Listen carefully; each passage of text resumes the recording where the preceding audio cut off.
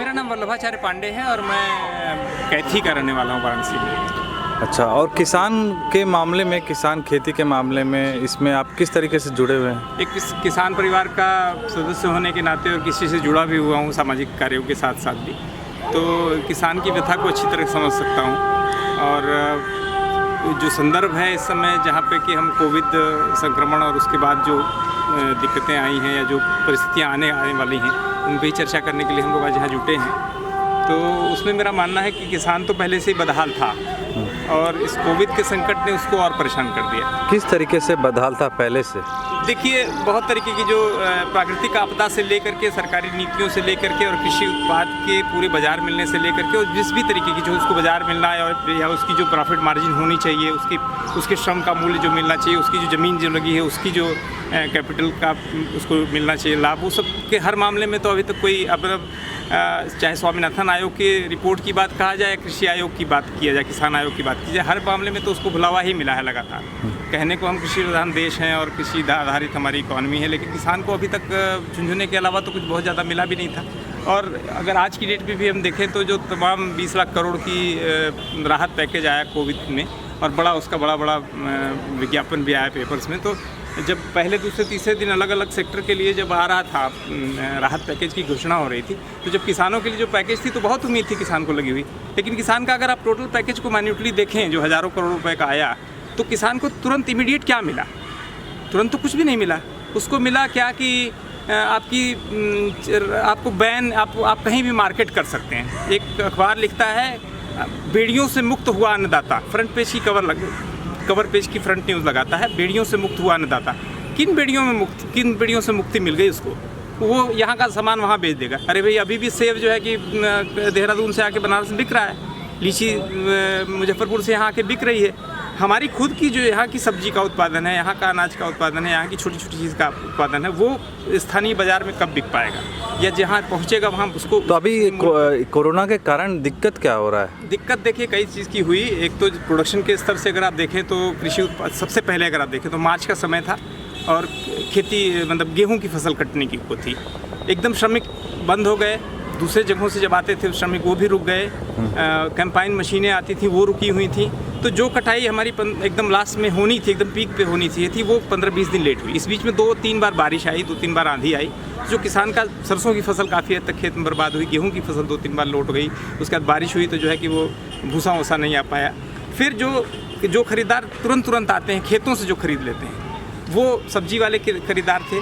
गर्मियों की सब्जी का एकदम स्टार्टिंग था आने वाला, गर्मी की सब्जी शुरू होने वाली थी और किसान के खेत से जो लोग परचेज़र आते थे, जो छोटे छोटे व्यापारी आते थे या दूसरे राज्यों के व्यापारी आते थे मंडियों में, उन्होंने वो नहीं पहुंच पाए, तो वो सब्जी की मार्केट में उस तरीके से यानी अभी वो जो नेनुआ 80 पैसा किलो मिल रहा था, ये सब इतने सस्ते कैसे हो गया अचानक? इसलिए कि उत्पादन तो हुआ ना, किसान ने जो अब जनवरी की जो गर्मी की फसल होती है उसके लिए तैयारी जो है वो दिसंबर में शुरू हो जाती है, जनवरी तक बीज पड़ जाती है। राजकुमार भाई हमारे साथ हैं जो मतलब सब्जियों की खेती ही करते हैं, वो ज़्यादा डिटेल बताएंगे।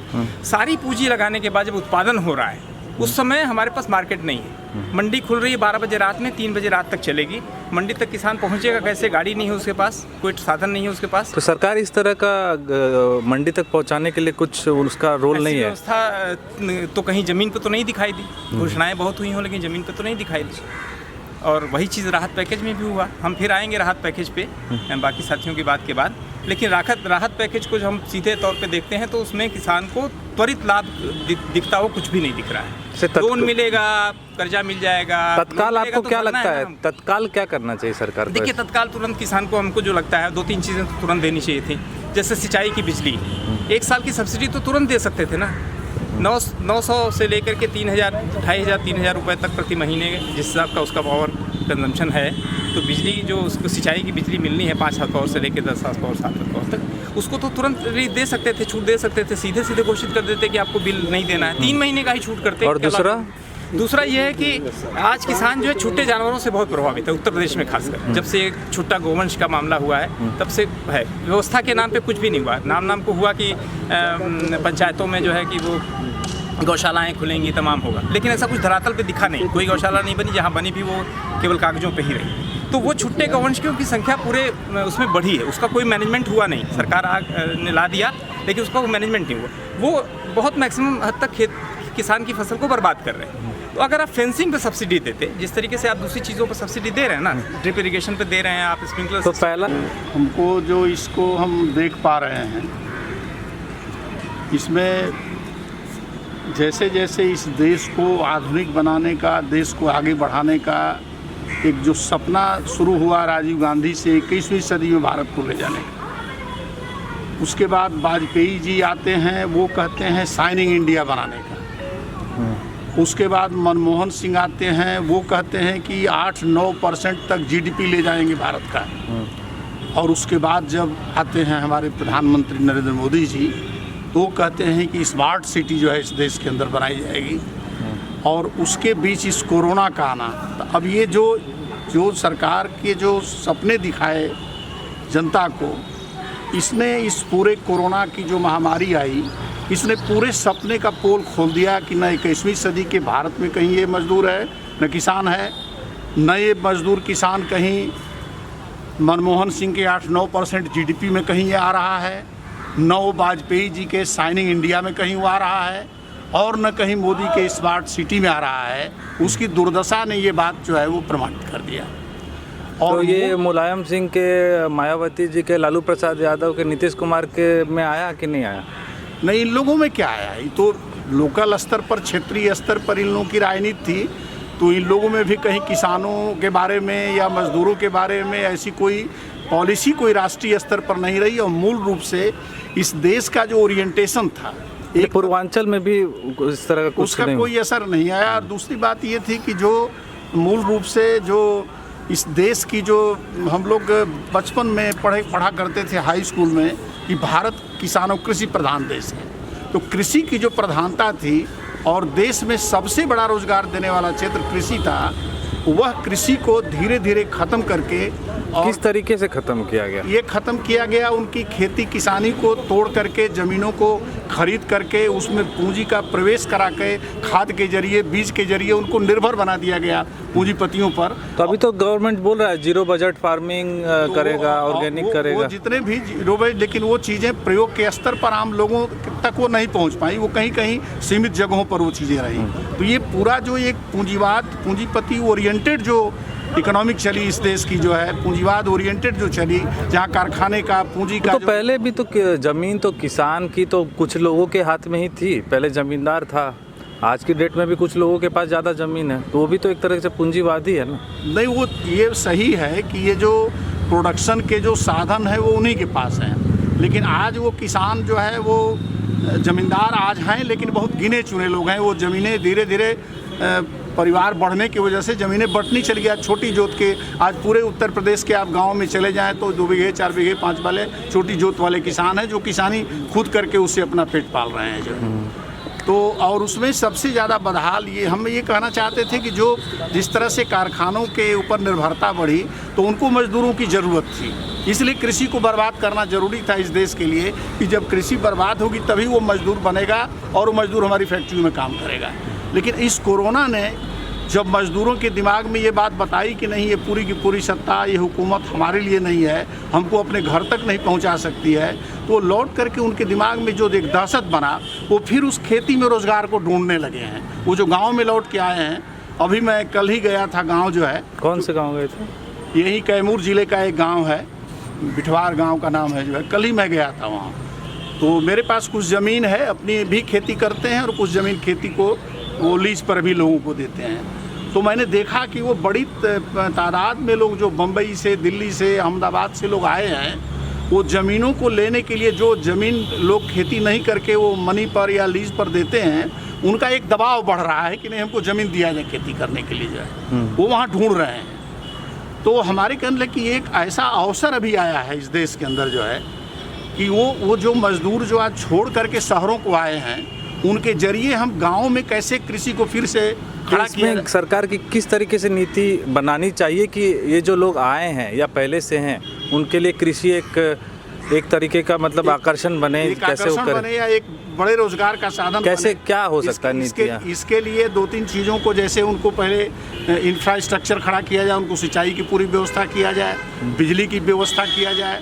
ये जो खाद बीज वगैरह पर जो कंट्रोल है पूंजीपतियों का, जिसके जरिए वो जा रहा है, जिस पर निर्भर हैं, उनकी सब ऊपर सब्सिडी दे के उसको रोका तो जाए। इसमें तो फिर भी मजदूर ही रहेगा, और किसान जिसके पास 10 बीघा है, 80 बीघा है, वो उतना ही रहेगा। वो तो उस खेती के अलावे भी चीज़ें जो आज खेती से, आज किसान की परिभाषा बदल गई है। उस किसान से जुड़े हुए जो पशुपालन से लोग हैं, जो मछली पालन से लोग हैं, तो ये जो किसानों से जुड़े हुए ऐसे लोग हैं, तो इन चीज़ों को भी बढ़ावा देने की जरूरत है। पहले मल्ला लोग को मिलते थे, अभी ब्राह्मण ठाकुर सबको सब्सिडी मिल रहा है 80%। दूसरी बात कि गांव में जो आहार पोखर वगैरह जो चीज़ें पहले से थी, उनके उस पर कब्जा होने से, उस पर कब्जा सामंतों का, अपराधियों का, राजनीतिक संरक्षण प्राप्त गुंडों का कब्जा है। अगर उनको कब्जे से हटाया जाए, उस पर जो मल्लाह है उनको दिया जाए मछली पालने के लिए, उसमें अगर पानी की समुचित व्यवस्था किया जाए, जल संरक्षण किया जा सकता है उसके जरिए।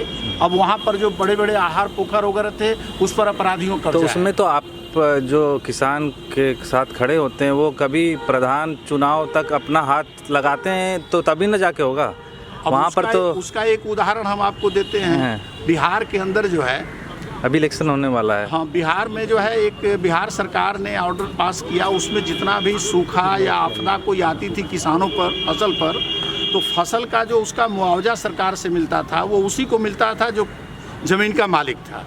बिहार सरकार ने एक आदेश दिया कि अब हम उसको, जो खेत को जोतता है वास्तव में, उसको हम जो है इसका मुआवजा देंगे, बशर्ते कि वो मुखिया से लिखवा करके दे कि वही खेत जोतता है। अब मुखिया के यहाँ वो आदमी जब लिखवाने के लिए, अच्छा, उसमें डीजल के लिए भी दिया गया कि हम उसको डीजल पर जो है वो सब्सिडी, तो पर मुखिया लोग तैयार नहीं हुआ, लेकिन मुखिया उसमें तैयार नहीं हुआ। अच्छा, मैं जगन्नाथ कुशवाहा, हाँ जी, जैविक किसान एकता मंच का अध्यक्ष हूँ। हाँ, कहाँ के हैं आप? कौन से गांव के, किधर, कौन से क्षेत्र के? मैं रहता शहर में हूँ और मेरा वर्क जो है गांव में। अच्छा, कौन से गांव में? पूरे देश का गांव मेरा गांव। अच्छा, ठीक है। तो मैं बाकी आगे परिचय नहीं देना चाहूँगा, क्योंकि मैं आपके सामने दूसरे रूप में खड़ा हूँ। अच्छा, ठीक है। किसान प्रतिनिधि के रूप में। तो अभी कोरोना के दौर में आपको क्या लग रहा है, पहले से क्या स्थिति थी और क्या ज़्यादा गंभीर हो कोरोना गई? के दौर में बहुत एक अच्छी अनुभूति आई है, देश में नहीं दुनिया में आई है। लोगों के अंदर स्वास्थ्य के प्रति की एक जागरूकता आई है। ये एक बहुत बड़ी बात है कि अगर आपके अंदर, शरीर के अंदर रोग प्रतिरोधक क्षमता अगर आपका मजबूत है, तो एक ये कोरोना वायरस नहीं, 1000 वायरस का भी ये मुकाबला शरीर कर सकता है। यह एक दृष्टि दिया है कोरोना ने, इसको दुनिया ने तो लिया है। तो इसमें आपका जैविक खेती का जो संगठन है, लेकिन सवाल इस बात का है कि जब आप खेती पर बात करते हैं, तो इस देश की जो इकोनॉमिक ढांचा है, इकोनॉमिक पॉलिसी है, उसे समझना हमें बहुत ज़रूरी है। और चाहे अमेरिका हो, चाहे यूरोप हो, चाहे भारत हो, इस सबकी यह पॉलिसी है कि किसान खेत छोड़े, किसान खेत से भागे और कारपोरेट को इस पर कब्जा बनाया जाए। ये हर सरकारों की नीति है।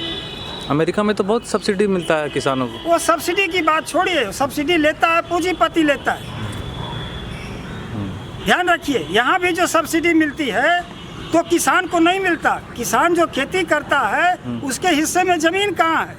बहुत दिनों से हम बचपन से नारा लगा रहे हैं, धन धरती बट के रहेगी, न धन बटा न धरती बटी हैं। अरे परिवार का मानक बनाते कि ये 2 बच्चे हैं, 2 माता पिता हैं और हस्बैंड वाइफ 6 आदमी का परिवार है, इनको 5 एकड़ जमीन दे दीजिए।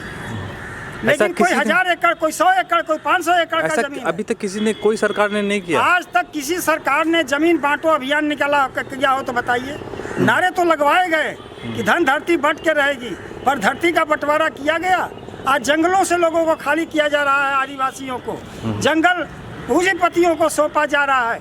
असम में 5000 एकड़ जमीन 1 रुपये स्क्वायर फीट में रामदेव को दिया जा रहा है। आज योगी जी ने अनाउंस किया कि हाईवे के, एक्सप्रेसवे के पास 1-1 किलोमीटर भी फिर से आपसे बता रहे हैं, आप लोग इस देश के जो इकोनॉमिक पॉलिसी है, उस पॉलिसी में स्पष्ट पॉलिसी है कि किसान खेत छोड़े और और ये मजदूर बन जाए। और जब ये किसान खेत छोड़ेगा तो खाली तो रहेगा नहीं, इसको एक कैपिटलिस्टों को एक्वायर करके देंगे, खेती वो कराएगा जैसे ब्रिटिश काल में मालिक हुआ को है। मजदूर बनाने की हाँ, मजदूर बनाने की ये नीति है, ये तो अभी ये स्पष्ट नीति है ठीक। और आज तक की सरकारों की रही है। तो रही है, तो आप नागरिक होके या संगठन में होके आप क्या किया जा सकता है इसको चेंज करने के लिए, इस पर देखिए, बदलाव मैंने लाने फिर से कहा कि जहाँ इकोनॉमिक पॉलिसी बनती है अरे आप मान लीजिए सबको इकोनॉमिक वहाँ पॉलिसी हम समझ आ जाते नहीं गया। है, वहाँ हमारा प्रतिनिधि नहीं है। आप धनबल के लोग आप वहाँ पर बैठे हुए हैं, जो वास्तव में हुनर के धनी लोग हैं वो तो वहाँ है नहीं, और पॉलिसी कौन बना रहा है वो भी आप जान रहे हैं। तो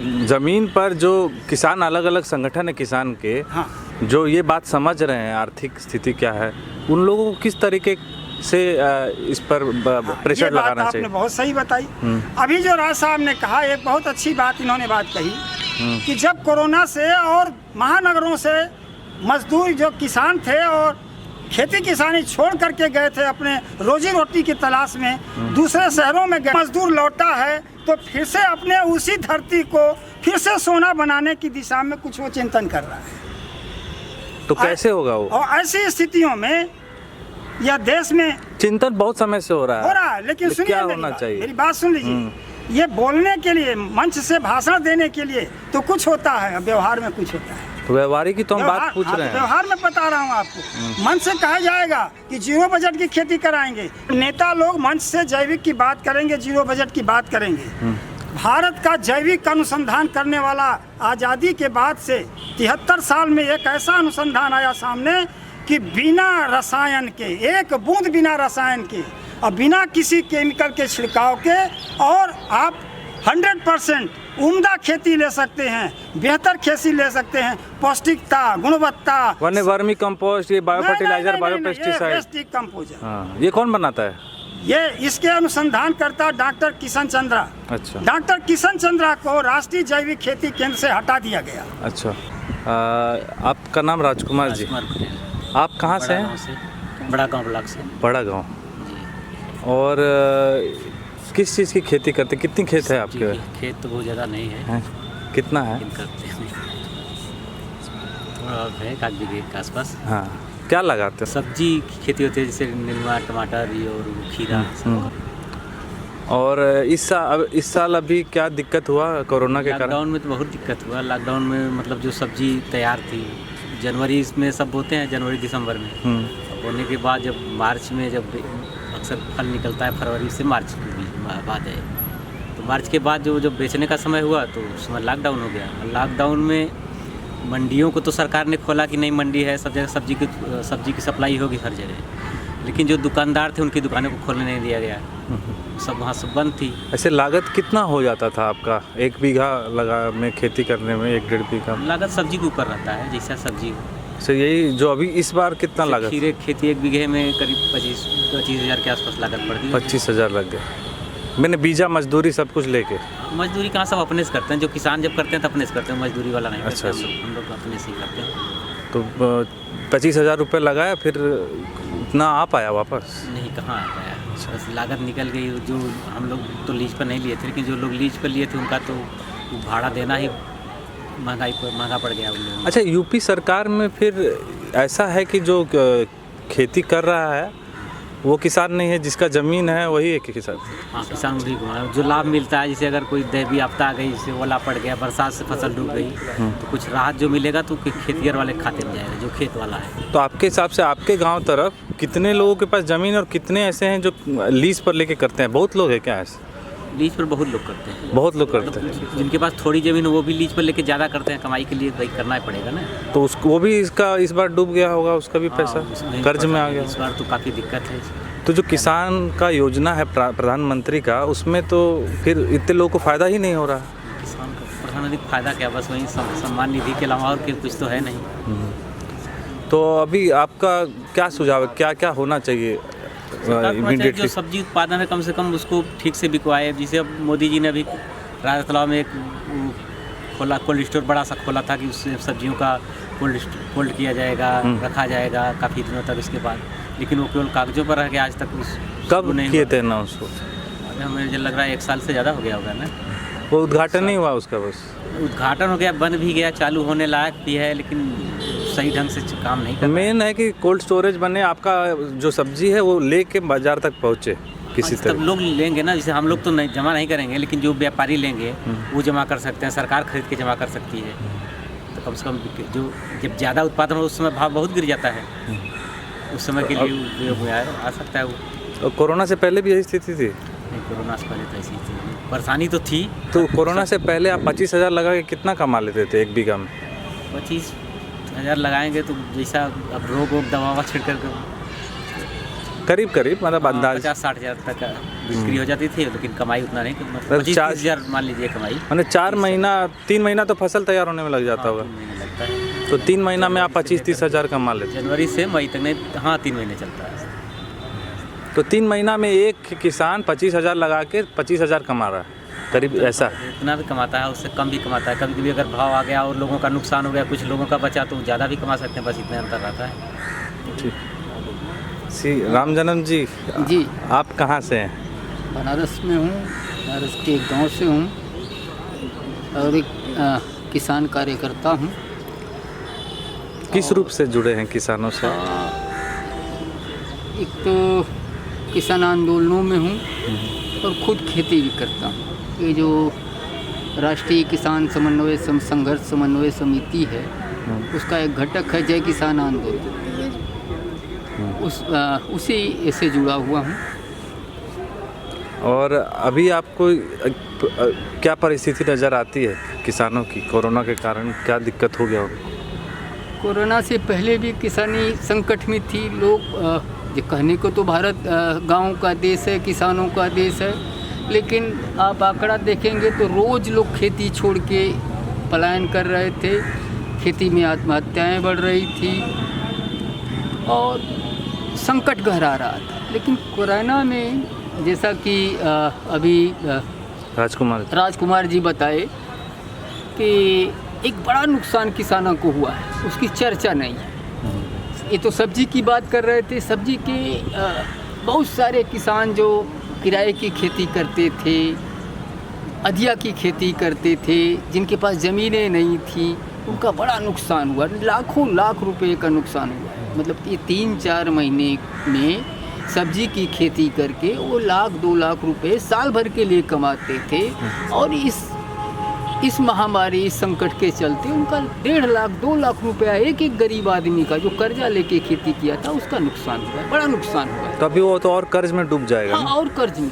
ये जो दूध वाले किसान हैं, अंडा वाले, भाई किसान बड़ा, किसान का दायरा बड़ा है, चिकन है, मटन है, सब है, ये सब किसान है, ये किसानी संस्कृति के लोग हैं, इनका भी बड़ा नुकसान हुआ है। दूध, जिनके पास 10-5 भैंसे हैं, बनारस में ले जाके रोज़ दूध बेच के अपना परिवार चलाते थे, जीवन चलाते थे, आज वो गहरे संकट में। गुलाब जामुन, लौंग लत्ता सब बंद हो गया। सारी दुकानें बंद हैं। अब तो चालू हुई थोड़ी चालू हुई, लेकिन एक सीजन था। आप ये जो खास करके पूर्वी उत्तर प्रदेश के संदर्भ में मैं कहना चाहता हूँ, सीजन था।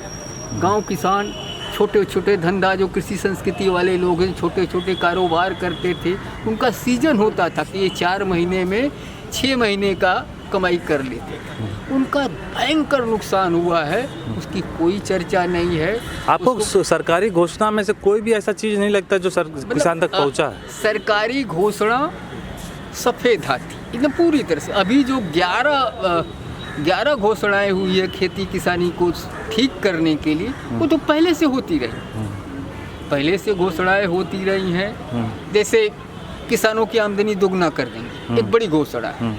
5 साल बीत, 4 साल 5 साल बीत गया, किसानों की आमदनी जस की तस, बल्कि घटी है। आमदनी बढ़ी नहीं है, दोगुना नहीं है, घटी है। तो आप इतने समय से किसानों के साथ हैं, खुद भी किसानी करते हैं, तो क्या सुझाव है कि कोई भी सरकार हो, कांग्रेस हो, भाजपा हो, इमीडिएटली और लॉन्ग टर्म में क्या क्या करना चाहिए?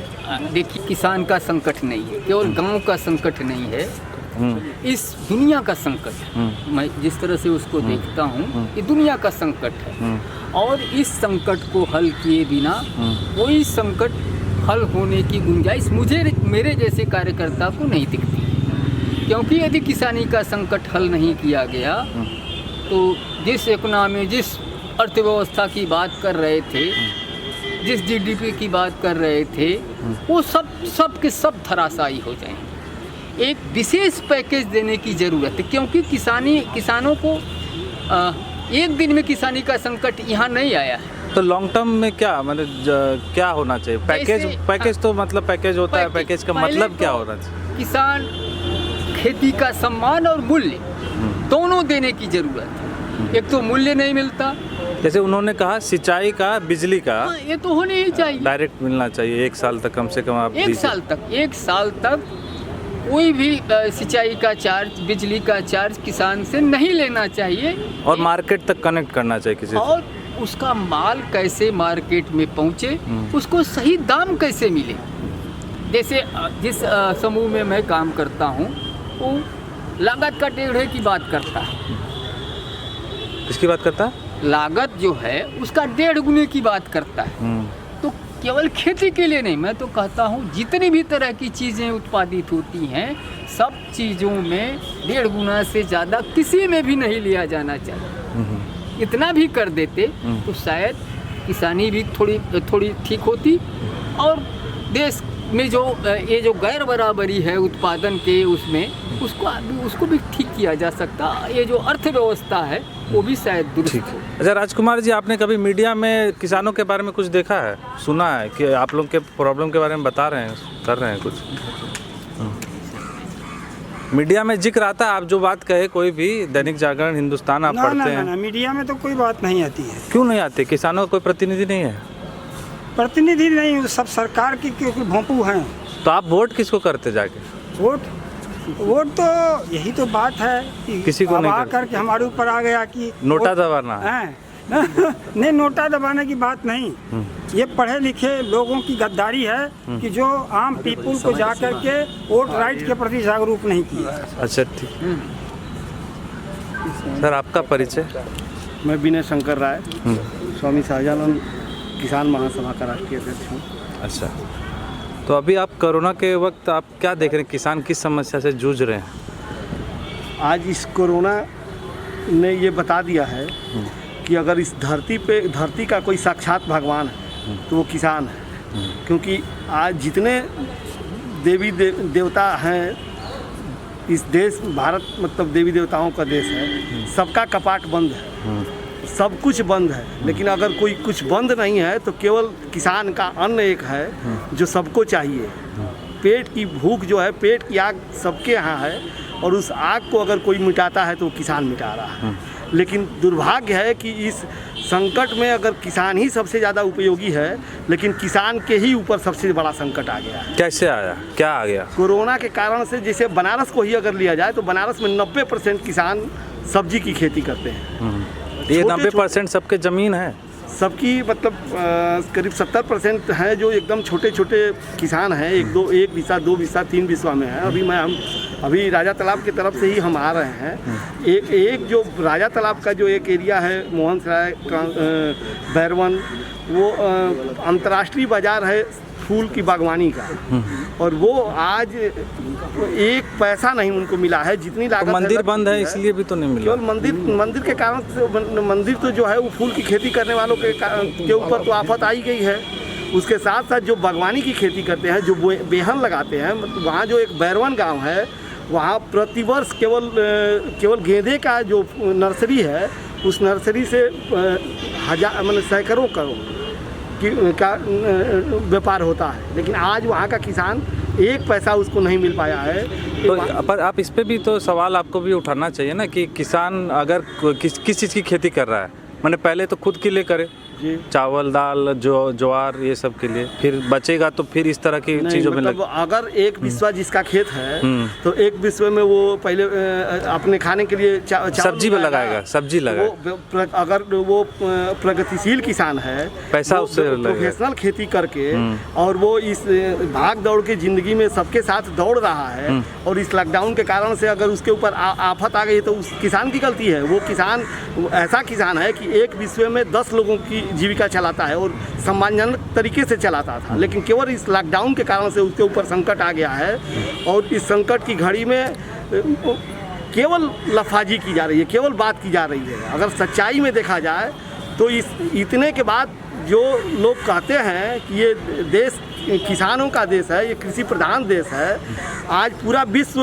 तबाह हो सकता है कोरोना के कारण से, आर्थिक मंदी। अच्छा, मेरे को आप अलग अलग किसानों की ना थोड़ा समस्या अलग अलग बताइए। जिसका एक तो ज़मीन नहीं है, वो दूसरे के ऊपर खेती कर रहा है। एक का मान लीजिए 1-2 बीघा पे कर रहा है, दूसरा 1-2 बीघा पे कर रहा है। अगर आप देखेंगे तो 90% जो किसान हैं वो 5 बिस्वा से ऊपर खेती नहीं है, 5 बिस्वा से नीचे ही है। अच्छा, बड़ी जोत का बहुत कम यहाँ पे किसान है, और 5 बिस्वा में ही बनारस में जो किसान अपनी अर्निंग कर लेता है, वो गाजीपुर और चंदौली और बड़े जो ज़िले हैं जहाँ पे 50 बीघा खेत है, वो लोग उतना नहीं कर पाते हैं, क्योंकि यहाँ के किसान उस ढंग का प्रोफेशनल खेती करते हैं। अच्छा। उसमें उतना लागत भी लगाते हैं। जहाँ तक आप कह रहे हैं, जो कि निश्चित है कि उसमें 30% किसान ऐसे हैं जो कि दूसरे की ज़मीन लेकर के करते हैं। तो दूसरे की ज़मीन जो हम अगर गाजीपुर में 2 बीघा जितने में रेहन लेंगे, यहाँ 1 बिस्वे का देना पड़ता है। यहाँ प्रोफेशनल के कारण हो रहा है कि किस और क्या, मतलब यहाँ पैसा भी ज़्यादा मिल जाता है कि मार्केट ज़्यादा अच्छा है? निश्चित तौर पे अगर वो जैसे अगर परंपरागत खेती की जाए, गेहूं की खेती की जाए, चावल की खेती की जाए, तो केवल 2 फसल काटते हैं। यहाँ का किसान 4-4 फसल काटता है और 4 बार सब्जी की खेती वो करता है। तो वो उसके अनुसार वो एफर्ट भी करता है, मेहनत भी करता है, पैसा भी लगाता है। लेकिन आज इस बार जो लागत थी, पूरी लागत लग चुकी थी।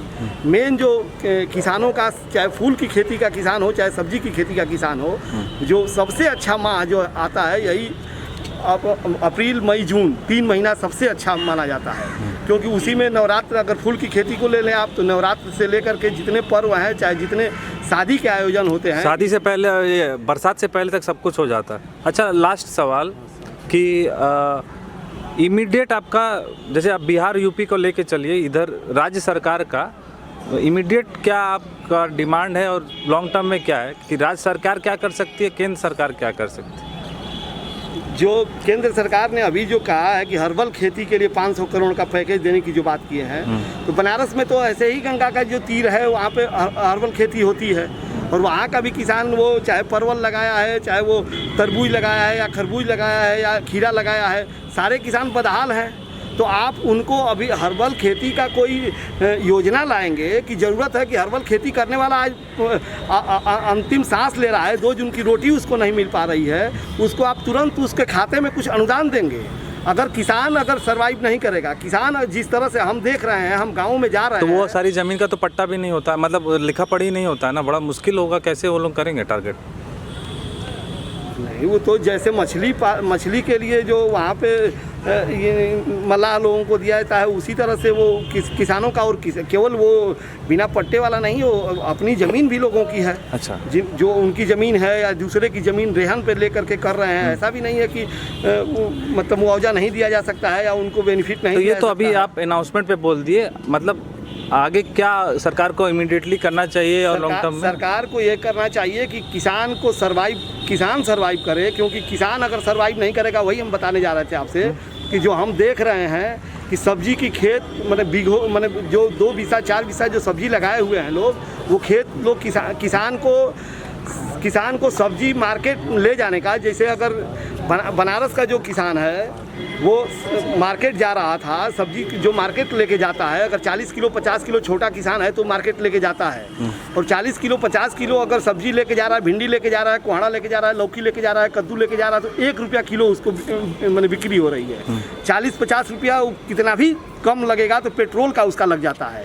ढुलाई अपने गाड़ी से जाता है तब उसको पेट्रोल का खर्चा नहीं निकल पा रहा है, ढुलाई नहीं निकल पा रहा है, तो आगे अगर वो 2000 रुपया किलो 3000 रुपया किलो अगर भिंडी का बेहन अगर डाला है तो वो किसान कहाँ से? ये पंचायत तक ये सब कोई इंफ्रास्ट्रक्चर नहीं बना है गाड़ी का कि किसानों से खरीदे डायरेक्ट? कुछ भी नहीं। जैसे हर मंडियों का वहाँ पे रेट निर्धारित है, आप देखेंगे तो मंडी को भी तो सुबह 3 बजे खुलता है, तो कोई रिपोर्टर जाता नहीं है पूछने। हम सब पे काम किए हैं, इसलिए थोड़ा सा धैर्य रखिए, जब बोल रहे हैं उसके बाद बोलिए।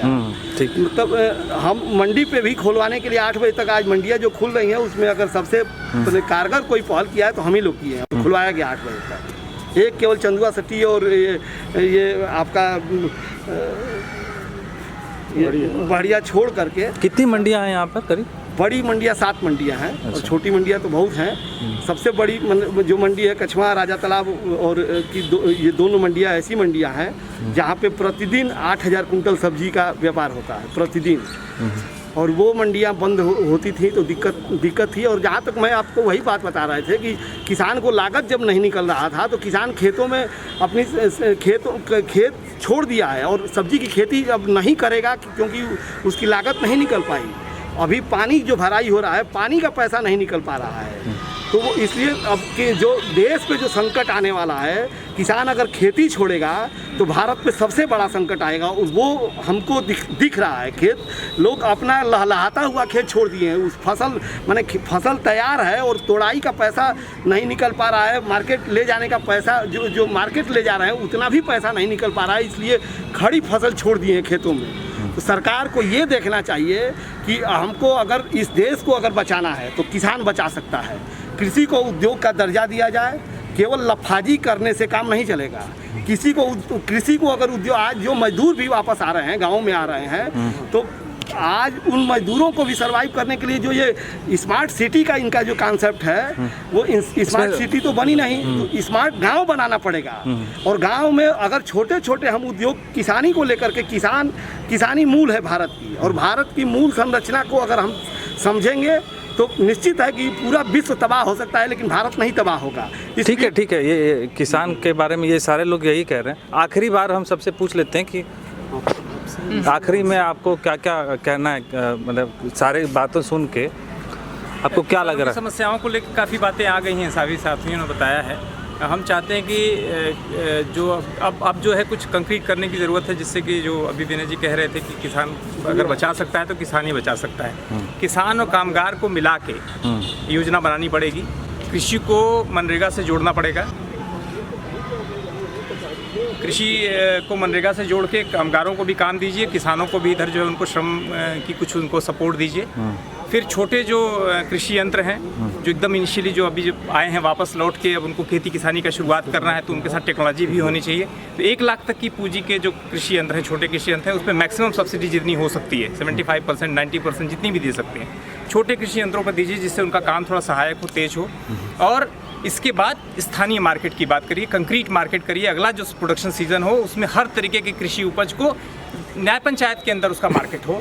ये 3 चीज़ें अगर श्योर हो जाएंगी तो निश्चित रूप से अन्नदाता भारत का देश की इकॉनमी को फिर से मजबूत कर देगा। अच्छा, राम जन्म मुझे एक बात कहनी है, ये जो किराए और अधिया और बटाई की खेती बड़े स्तर पे होती है, जिनके पास ज़मीनें नहीं, उनका बड़ा नुकसान हुआ है इस संकट के दौर में। उनको हर हालत में उनके फसल का जो बनता है कंपनसेशन वो देना चाहिए और लॉन्ग टर्म में उनको ज़मीन का मालिक भी बनाना चाहिए।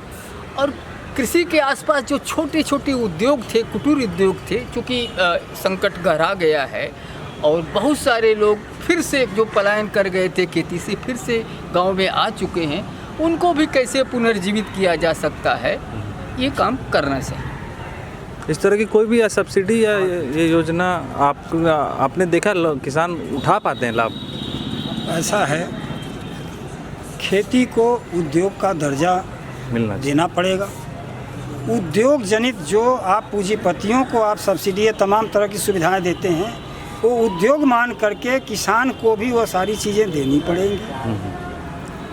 अगर असमानता को दूर करना पड़ेगा।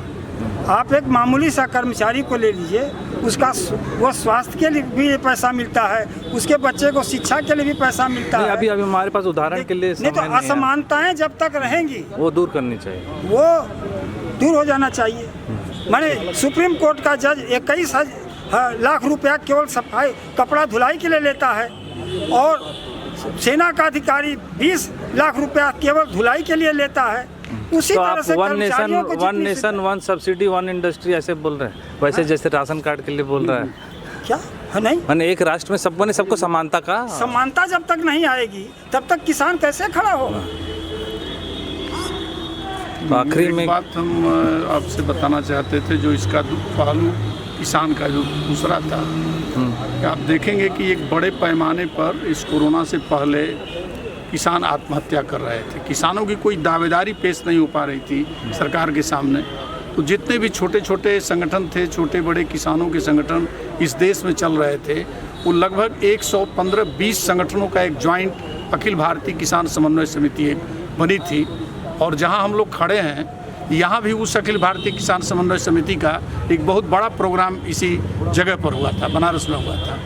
और उसमें कई उसकी पूरे देश में यात्राएं हुई और उसने कुछ चार्टर ऑफ डिमांड पेश किया था सरकार के सामने। ये अलग बात है कि सरकार नहीं, बल्कि उसने एक लोकसभा में इस पर प्रस्ताव रखने, बहस करने का भी उसने दिया था। और उसमें एक सांसद के जरिए, जो किसान नेता भी हैं राजू सेठी, उनके द्वारा वो एक प्रस्ताव भी पेश किया गया था किसानों पर बहस करने के मामले में। तो हमारा ये कहना है कि अभी जिस किसान को, जिस मजदूर को कभी गांधी जी ने कहा था कि भारत की आत्मा गांव में निवास करती है, उसी को सहजानंद सरस्वती ने कहा कि जो देश की आत्मा है वो मजदूरों में निवास करती है। तो वो आत्मा जो भटक रही थी इन कारखाने या पूंजीपतियों के पक्ष में, और वो घूम रही थी कारपोरेट परस्त जगहों पर अपने रोजगार के लिए, आज वो आत्मा लौट करके फिर गाँव में आ चुकी है। तो अब हमको उन गाँव को विकसित करने के लिए, गाँव में उनको रोजगार देने के लिए। और अम्बेडकर जी ने कहा था कि जाति की गांव में ही बसती है, और अभी क्योंकि लोग वापस भी आ रहे हैं तो जाति अगर हिंसा भी बढ़ रही है, खेत को लेके कोई मजदूरी नहीं कर रहा तो उसको भी मारा पीटा जा रहा है। यहाँ बहुत सारे राजभरों का भी अभी जैसे हिंसा में बहुत ये भी बढ़ रही है। हाँ, ये आप देख रहे हैं, ये चीज़ें भी आ रही हैं। ये बात सही कहना है कि जाति जो है, चूँकि जाति है जिसकी दबंगता शुरू से रही है, जो जातियाँ शासन में रही हैं, कभी जातियाँ जो शासन में रही हैं, जो जातियाँ दबंग में हैं, तो वो दबंगई कर रही हैं, लेकिन उनके खिलाफ एक लड़ाई भी है। खास तौर से बिहार के संदर्भ में आप देखें तो बिहार में गरीबों की लड़ाई भी है, और वो धीरे धीरे उस लड़ाई के जरिए भी वो एक, अब यहाँ पर चूँकि ज़मीनों का लैंड सीलिंग लागू हुआ, छोटी छोटी जोत की ज़मीनें हैं, तो मायावती ने लागू किया था ना यहाँ पे, और बिहार में भी कुछ हद तक हुआ। बिहार में वो लैंड सीलिंग सही ढंग से लागू नहीं हुआ।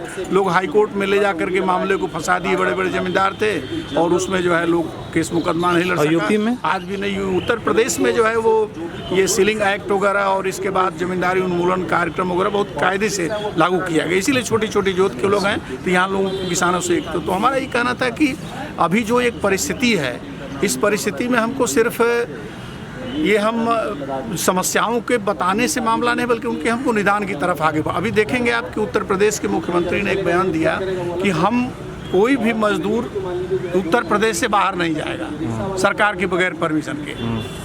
तो ये भावना उनकी ये नहीं है कि मजदूरों, ठीक है आप मजदूरों को रोजगार की व्यवस्था करें, किसानों की बेहतर व्यवस्था करें, कृषि को अगर व्यवस्थित करें तो मजदूर उसमें को दिक्कत नहीं होगी, बाहर नहीं जाएगा। लेकिन आप मजदूरों को रोक देने की बात, तो आप तो उनका एक फंडामेंटल राइट आप रोक दीजिएगा। पूंजी जो है वो तमाम जगह घूमेगी पूरे दुनिया में बेशर्मी की तरह, और वो मजदूर जो है वो जो मजदूरी, उन्होंने सोशल सिक्योरिटी की भी बात की थी, ऐसा नहीं हमने है। बात किया उन्होंने, लेकिन वहाँ कर पाएंगे कि नहीं इम्प्लीमेंट करने का जो नियत है सरकारों की, वो वहाँ नियत में वो खोट है कहीं न कहीं जो है। अब आप मान लीजिए, तो हमारा ही कहना था कि जैसे नहीं, अगर वो यही चीज़ को सोशल सिक्योरिटी दे के करवाएं तो अच्छी बात है। अच्छी बात है, अगर वो अच्छी बात है कि अगर हर राज्य सरकारें या उत्तर प्रदेश एक मॉडल बने कि वो जो है राज्य में तमाम मजदूरों, किसानों को एक सोशल सिक्योरिटी दे, बेहतर व्यवस्था दे, क्यों बाहर जाएगा काम करने की, वो और अच्छी बात है। और बाहर जाने वाले को भी दे, हाँ बाहर जाने वाले को भी दे, बाहर जाए उनको भी सुरक्षा दे, लेकिन वो व्यवहारिक स्तर पर जब चीज़ें हो, तो हमारा ये कहना है कि आज ज़रूरत सिर्फ समस्याओं को रखने का नहीं, बल्कि एक समस्याओं पर जन प्रतिरोध विकसित करने का भी है। हम जब तक इसे लड़ाई में, चूँकि जो किसानों की जो दावेदारी है, वो दावेदारी सरकार के सामने जब पेश नहीं होगी, किसान एक निरीह की स्थिति में रहेगा, आत्मरक्षा की स्थिति में रहेगा हमेशा अपने जो है, तो ये आप भाजपा से उम्मीद नहीं करते कि ये सब में नहीं, ये चूँकि ये कारपोरेट परस्त इसकी नीतियाँ ही,